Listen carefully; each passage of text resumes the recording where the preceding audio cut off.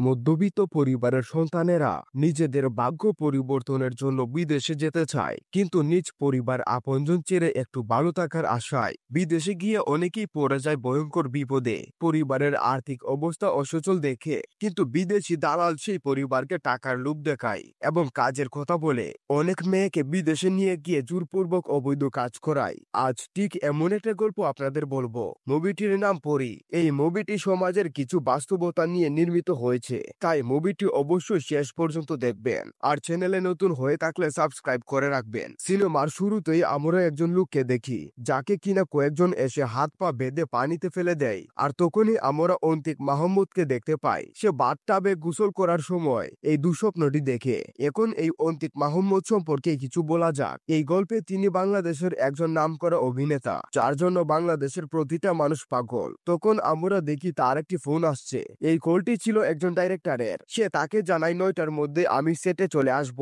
তখন তার মোবাইলে আমরা দেখতে পাই 1 বছর আগে সে পরি নামের একটি মেয়েকে নিয়ে তার ফেসবুক পেজে একটি পোস্ট দিয়েছিল। আর এটা দেখে সে বেশ ইমোশনাল হয়ে যায়। এরপর আমরা দেখি সে গাড়ি করে শুটিং এর জন্য যাচ্ছে। তখন তার কাছে একটি আননোন নাম্বার থেকে ফোন আসে। ফোনের ওই পাশ থেকে আঞ্চলিক ভাষায় একটি মেয়ে তাকে বলে, আমাকে কি চিনতে পেরেছেন? তখন অন্তিক মাহমুদ বলে, আমি চিনতে পারিনি। বেশ কিছুক্ষণ কথা বলার পরও সে তাকে পরিচয় দেয় না। তখন মাহমুদ বলে, পরিচয় দিলে দেন, না হলে আমি ফোন কাটলাম। তখন মেয়েটি তাকে বলে, আমি পরি ফ্রম পাতাইয়া। আর তখনই আমরা 1 বছর আগের থাইল্যান্ডের সিন দেখতে পাই। এই গল্পটি হচ্ছে 2 টাইমলাইনের, একটি 1 বছর আগের থাইল্যান্ডের সিন আর একটি বর্তমান বাংলাদেশের। তখন আমরা দেখি অন্তিক আর তার ফ্রেন্ড থাইল্যান্ডে গিয়েছে একটু নিরিবিলি সময় কাটানোর জন্য, কিন্তু তার ফ্রেন্ডের এটা ছিল প্রথম বিদেশ ভ্রমণ। সে মাহমুদকে বলে, থাইল্যান্ডে আসছি, ডিস্কোতেও যাব, এটা ওটা করব। তখন মাহমুদ বলে, আমি 4 মাস টানা শুটিং করছি, আমি এখন মেন্টালিস্টিক, আমার একটু রিল্যাক্স করা দরকার। এরপর তারা হোটেলে পৌঁছে যায়। গাড়ি থেকে নামলে আমরা বর্তমান সময়ের দৃশ্য দেখি। সে পরীকে বলে, আমি সেটে চলে এসেছি, তুমি ঠিকানা অনুযায়ী চলে এসো। তখন মাহমুদ আরো বলে, তুমি আসবে তো? আমি তোমার জন্য অপেক্ষা করব। তখন পরি বলে, না আসলে কি হবে, আপনি আমার জীবন বদলে দিয়েছেন। এরপর আমরা আবার থাইল্যান্ডের সিন দেখতে পাই। অন্তিক মাহমুদ বেশ মনোরম একটা রিসুটে উঠেছে। এর থেকে মোবাইলে আরো কত ভালো রিসুট আছে, তারা কি দুষ করেছে? তখন মাহমুদ বলে, আমি এখানে সাইলেন্স এন্ড পিচের জন্য এসেছি। আর তখনই আমরা দেখি জামান নামের একজন লোক এসে তাদেরকে ডিস্টার্ব করছে। সে আসলে মাহমুদকে চিনে ফেলেছে। তার কাছ থেকে আমরা জানতে পারি সে থাইল্যান্ডে অনেক বছর যাবৎ আছে আর বাংলাদেশে ইউনিয়নের শেষ প্রেসিডেন্ট। তখন সে তার সাথে একটি সেলফি তুলে। এরপর তারা হোটেল রুমে চলে যায়। তখন তার বন্ধু তার কাছে আবদার করে যে তারা আজকে বাইরে ঘুরতে যাবে, কিন্তু অন্তিক যাবে না বলে, যার কারণে তার বন্ধু রাগ করে বসে থাকে। তখন সে যেতে রাজি হয়, কিন্তু একটু ঘুমানোর পর তারা রাতে রুম থেকে বের হয়। ওই জামান চাচার সাথে তারা দেখা করে এরপর পাতায় ঘুরতে বের হয়। আর ওদিকে আমরা দেখি পরি শুটিং সেটে চলে এসেছে। তখন একজন তাকে জিজ্ঞেস করলে সে বলে, আমি অন্তিক স্যারের কাছে যাব। এরপর আমরা আবার থাইল্যান্ডের সিন দেখি। মাহমুদের বন্ধু একটি বাড়ি যেতে চায় যেখানে দুষ্ট লোকেরা মেয়ে নিয়ে নাচানাচি করে, কিন্তু মাহমুদ যেতে চায় না, যার কারণে সে আবারও রাগ করে। এখন মাহমুদ মহাবিপদে পড়ে যায়। বন্ধু প্রথমবার আসছে বিদেশে, কোথাও যেতে চাইলে সে না নিয়ে যায় কি করে? তো এরপর তারা সেখানে যায়। সেখানে গেলে আমরা দেখি অনেক বাংলাদেশি মেয়ে নাচানাচি করছে। এদের দিয়ে মূলত দেহ ব্যবসা করানো হয়। তখন এর মধ্যে আমরা একটা সুন্দরী মেয়ে দেখতে পাই, যার নাম পরি। মাহমুদকে দেখে তার কাছে এসে বলে, আমি কিন্তু আপনারা চিনেছি, আপনার সবগুলো নাটক আমি দেখেছি। তখন পরি তার কাছে একটা হেল্প চাই। সে বলে, আমি আপনাকে কিছু কথা বলতে চাই, আপনি যদি একটু হুস্কি অর্ডার করেন তাহলে আমি কয়েকটা কথা বলার সুযোগ পাবো। তখন মাহমুদ তার এমন আচরণে রেগে যায় এবং সেখান থেকে বেরিয়ে আসে। সে বেরিয়ে আসায় তার পিছে পিছে তার বন্ধুও বেরিয়ে আসে। তখন সে বলে, কিরে মাহমুদ, বাইরে বের হয়ে লিখেন, এটা শুধুমাত্র ফান, জাস্ট মজা হিসেবে নে তুই। মাহমুদ বলে, এইসব ক্লাসনেস সস্তা মেয়েদের সাথে ফান হয় না। এই কথা শুনে তার বন্ধু রেগে যায়। সে বলে, তারা কি মানুষ না? তোরে নিয়ে আমি কত গর্ব করতাম, আমি ভাবতাম সুপারস্টার হলেও তুমি মানুষকে মানুষ ভাবো, কিন্তু আমি বলছিলাম। তখন মাহমুদ আবারও ভিতরে যায়। পরি বলে, আমাকে একটু হেল্প করে দেন না, আমি খারাপ মেয়ে মানুষ হতে পারি, কিন্তু আমি তো মানুষ। এরপর ওদিকে সে মিলন এন্টারপ্রাইজ নামের একজন দোকানদারের নাম্বার দেয় আর বলে তারে আমার বাবার কথা বলবেন। সে আমার বাবার কাছে ফোনটা নিয়ে যাবে। তখন অন্তিক পরির বাবার সাথে কথা বলে। সে বলে, আমি অন্তিক থাইল্যান্ডের একটি হসপিটালে চিকিৎসা নিতে এসে আমার পরীর সাথে দেখা হয়েছে। সে আমাকে এই নাম্বারটি দিয়ে আপনাকে খবর জানাতে বলেছে। পরী এই হাসপাতালে নার্সের চাকরি করে। তখন পরীর বাবা পরীর সাথে কথা বলতে চায়। অন্তিক বলে, পরী তো আমার সাথে নাই, দেখা হলে আমি কথা বলিয়ে দিব। পরীর বাবা বলে, ও আচ্ছা, তো আমারে বুইলাই গেছে, যাইয়া একটা বারও কল দিল না। তখন মাহমুদ বলে, পরীর এখন ট্রেনিং চলছে, তাই তার ফোন ধরা নিষেধ, ট্রেনিং শেষ হলে আপনাকে ফোন দিবে। তখন তার বাবা বলে, আপনি সত্যি তো আমারে পরীর লোকে কথা কয়া দিবেন, কথা দিয়েছেন তো? পরীর বাবার এই ইমোশনাল কথাগুলো শুনে খুবই খারাপ লাগছিল। এখানে আমরা একটি বাবার তার মেয়ের জন্য আর্তনা দেখতে পাচ্ছিলাম। মাহমুদ তখন তার কথা শুনে খুবই ইমোশনাল হয়ে পড়ে। সে তাকে কথা দেয় যে সে তার সাথে পরীর কথা বলিয়ে দিবে। এসব কথা বলার জন্য পরী তাকে শিখিয়ে দিয়েছিল। মাহমুদ তার বাবার সাথে কথা বলার পর থেকেই একদম চুপ হয়ে যায়। তখন তার মনে নানান প্রশ্ন ঘুরছিল। পরী একটি বারে চাকরি করছে, কিন্তু তার বাবা জানে না সে নার্সের চাকরি করে, কিন্তু কেন? এর ভেতরে তো কোনো একটা ঝামেলা আছেই। তখন তারা হোটেলে চলে যায়। এরপর আমরা পরী আর তার এক বান্ধবীকে দেখতে পাই, যারা একসাথে এই কাজ করে। পরী সেদিন খুব খুশি ছিল। সে তাকে বলে, বাবার কাছে আজকে খবর পাঠাইছি ওই লোকরে দিয়া। তখন তার বান্ধবী বলে, সে যে তোর বাবার খবর পাঠাবো এর কোনো গ্যারান্টি আছে? এর আগেও তো ওই জন্যই একজনরে দেওয়ার চেষ্টা করেছিলি, পরে সে ম্যানেজারের কাছে বিচার দিয়ে চলে গেছে। তখন পরী বলেছে অন্যরকম, আগের লোক আমার সাথে শুতে চাইছিল, এর বিনিময়ে সে খবর দিবে বলেছিল, কিন্তু এই লোক আমার কাছে কিছুই চাইনি। আমার মন বলছে সে খবর দেবে। এরপর মাহমুদ জামান সাহেবের সাথে কথা বলে তার কাছে জিজ্ঞেস করে, এই থাইল্যান্ডের ক্লাব বার কারা চালায়? তখন সে বলে, এগুলো সব মাফিয়ারা চালায়, তারা খুবই ডেঞ্জারাস। এরপর আমরা বর্তমানের সিন দেখতে পাই। পরী শুটিং সেটে এসে মাহমুদের সাথে দেখা করে। পরী তার কাছে প্রথমে কিছু খেতে চায়, তার খুব ক্ষুধা লেগেছিল।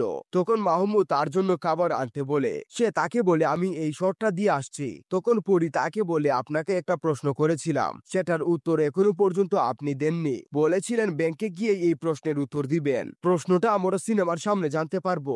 এরপর আমরা থাইল্যান্ডের সিন দেখি। অন্তিক পরীর সাথে দেখা করার জন্য আবারও সেই বারে গিয়েছে। সে তাকে জানায় যে তার বাবার সাথে তার কথা হয়েছে।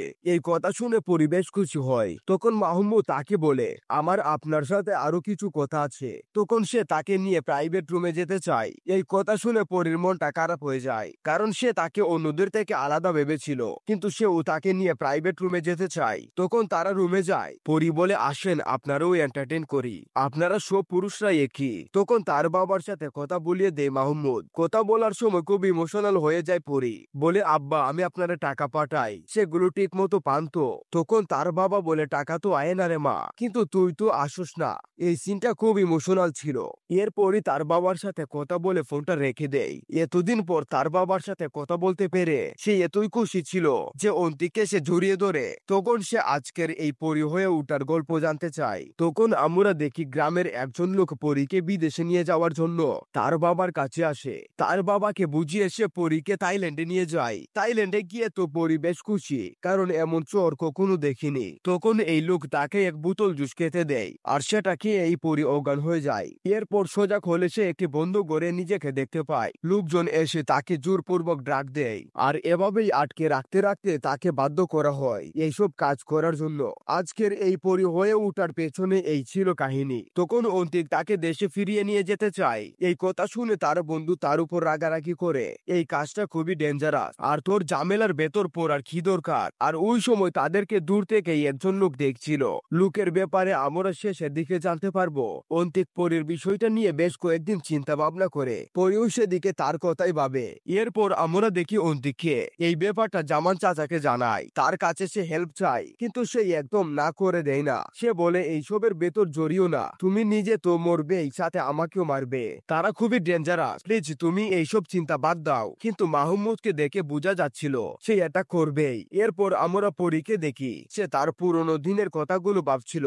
গ্রামের সহজ সরল মেয়ে ছিল, সে একটি স্কুলে পড়তো, একটি ছেলের সাথে তার অ্যাফেয়ার ছিল, সে খুব খুশিতে দিন কাটাতো। যাই হোক, এরপর অন্তিক পরীর সাথে দেখা করার জন্য সে বারে আবারও যায়, কিন্তু পরীকে না পেয়ে সেখান থেকে চলে আসে। অন্যদিকে তার বন্ধু পরীর বান্ধবীকে নিয়ে প্রাইভেট রুমে যায়। পরীর বান্ধবী তার কাছে খুব রিকোয়েস্ট করে যে পরীকে আপনারা নিয়ে যান, পরী এখানে ভালো নাই। তখন সে রাজি হয়ে যায়। পরীর বান্ধবী তখন পরীকে নিয়ে আসে, আর এরপর তারা হোটেলে চলে যায়। হোটেলে গিয়ে এসে অন্তিককে ডাকে। এরপর অন্তিক সেখানে আসলে তারা প্ল্যান করে লোকাল ট্রান্সপোর্টে করে তারা ব্যাংকে চলে যাবে।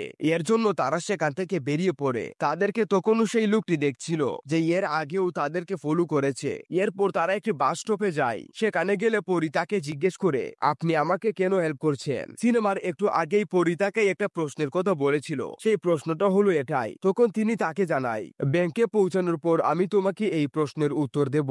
এরপর মাহমুদের বন্ধু সেখানে এসে তাদেরকে জানায় সেই বাইরের লোকজন তাদেরকে খুঁজছে।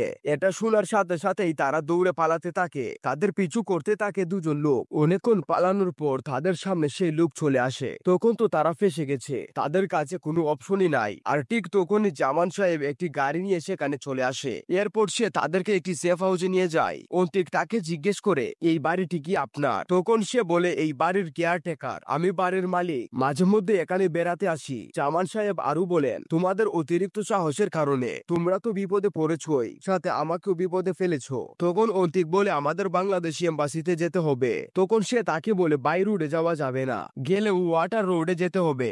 আর আমরা এখানে 2 দিন সেফ আছি, এরপর তারা আমাদেরকে খুঁজে বের করে ফেলবে। তখন সে তাদেরকে রেস্ট নিতে বলে সেখান থেকে চলে যায়। এরপর আমরা দেখি তারা দুজন রুমে রেস্ট নিচ্ছিল। তখন আমরা দেখি পরীকে সেই বাড়ির লোকজন এসে জোরপূর্বক ধরে নিয়ে যাচ্ছে। আর তখনই আমরা এই সিনেমার সবচাইতে বড় টুইস্ট দেখতে পাই। থাইল্যান্ডে মেয়ে নিয়ে ব্যবসা করা এই মাফিয়া আর কেউ না, জামান সাহেব নিজেই। সে অন্তিককে ঘরের মধ্যে আটকে রেখে পরীকে নিয়ে যেতে বলে এবং তাকে মেরে ফেলতে বলে। ওদিকে অন্তিক তার চিৎকার শুনে বাইরে বেরিয়ে আসার চেষ্টা করে, কিন্তু দরজার বাইরে থেকে লোক থাকার কারণে সে বের হতে পারে না। তখন সে জানালা দিয়ে দেখে পরীকে তার হাত মুখ বেঁধে কোথাও নিয়ে যাচ্ছে। আর তখনই পেছন থেকে একজন এসে তাকে ইঞ্জেকশন দিয়ে অজ্ঞান করে ফেলে। এরপর তার হাত মুখ বেঁধে সুইমিং পুলে ফেলে দেয়। সবাই জানতো যে সে সাঁতার পারে না, যার কারণ এটা ন্যাচারাল ডেথ হিসেবে প্রমাণ হবে। আর ওই দিনের পর আমরা বর্তমানের দৃশ্য দেখতে পাই। অন্তিক তার কাছে জানতে চাই সেদিনের পর তার সাথে কি হয়েছে। তখন আমরা পরীর মুখ থেকে সেদিনের কাহিনী শুনি। পরীকে একটি গাড়িতে নিয়ে তার হাত পা বাঁধা অবস্থায় রেখে দেয়। আর তখনই সেখানে সেই লোকটা আসে যে এই সিনেমায় তাদেরকে শুরু থেকে ফলো করছিল। সে নিজেও থাইল্যান্ডে এসেছে তার বোনকে খোঁজার জন্য। সেও তো তার বোনের মতোই, এর জন্য সে তাকে বাঁচায়। এরপর পরি বাংলাদেশ এম্বাসিতে যায়। পরি তাকে বলে, এম্বাসিতে যাওয়ার পর দেখি আমার গল্প তারা সবাই জানে। সেদিন নিজেকে প্রথম টিভিতে দেখেছিলাম, নিজেকে টিভিতে দেখে এত শরম পেয়েছি যা পতিতা হওয়ার পরও পাইনি। পরে তার কাছ থেকে জানতে পারি জামানকে পুলিশে ধরে ফেলেছে। পরি তাকে বলে, আপনি এক পরীকে বাঁচিয়ে অনেকগুলো মেয়ের জীবন বাঁচিয়ে দিয়েছেন, কখনো আর কোনো মেয়ে নার্সের চাকরি নিতে আইসা এই পরি হইব না। কিন্তু আপনি যদি জানতেন আপনি এই পরীর কত বড় ক্ষতি করেছেন। তখন আমরা ফ্ল্যাশব্যাকের সিন দেখতে পাই। সেদিন তাকে যখন ধরে নিয়ে যাচ্ছিল তখন পরীকে নিয়ে অন্তিক ফেসবুকে একটি পোস্ট করেছিল। আর তখন তার বন্ধু এসে তাকে সুইমিং পুল থেকে বাঁচিয়েছিল। অন্তিকের এই পোস্টটা রীতিমতো ভাইরাল হয়ে গিয়েছিল। আর এর জন্যই তখন সারা বাংলাদেশ জুড়ে পরীর গল্প জানে। সেই সুখে আমার বাবা যখন মারা গেল আত্মীয় স্বজন কেউ বাকি নেই যে আমার গল্প জানে না। সবাই আমারে দেখলে চিচি করে। তখন পরী তার কাছ থেকে বিদায় নিয়ে সেখান থেকে চলে যেতে চান। অন্তিক তখন তার হাত ধরে বলে 2 মিনিট পরে যান। তখন পরী কিছুক্ষণ ওয়েট করে। তার দেরি হয়ে যাওয়ায় সে তার শুটিং এর ওই কানে গিয়েই তাকে জলদি আসতে বলে। তখন সে তার কাছে বিদায় নিয়ে চলে যায়। পরী যাওয়ার সময় তার হাতে তার কপালের টিপটা দিয়ে যায়। এটা দেখার পর তার কিছুটা সন্দেহ হয়। সে তখনই বাইরে বেরিয়ে এসে পরীকে খুঁজতে লাগে, কিন্তু কোথাও খুঁজে পাই না। আর এরপর আমরা দেখি পরী একটি রেল লাইনে গিয়ে আত্মহত্যা করে। তার আসলে বেঁচে থাকার কোনো আশা আকাঙ্ক্ষাও ছিল না। আর এর মাধ্যমে সিনেমাটি শেষ হয়ে যায়। এখন কিছু কথা বলা যাক। উনি কি নিজের ইচ্ছায় এমনটা হয়েছে? সে কি কখনো এমনটা হতে চেয়েছিল, নাকি সমাজের মানুষ পরিপক্ক এমন বানিয়েছে? পৃথিবীতে অন্তিকের মতো অনেক লোক আছে যাদের জন্য এই পরীর মতো মেয়েরা নতুন করে বাঁচার সাহস পায়, কিন্তু এই সমাজ তাদেরকে বাঁচার কোনো সুযোগ দেয় না। যার কারণে পরিস্থিতির শিকার হওয়া এসব পরীরা আত্মহত্যা করতে বাধ্য হয়। মুভিটির কাহিনী কেমন লাগলো সেটি অবশ্যই কমেন্টে জানাবেন। আর চ্যানেলে নতুন হয়ে থাকলে সাবস্ক্রাইব করে রাখবেন পরবর্তী মুভির এক্সপ্লেনেশন পাওয়ার জন্য। ধন্যবাদ।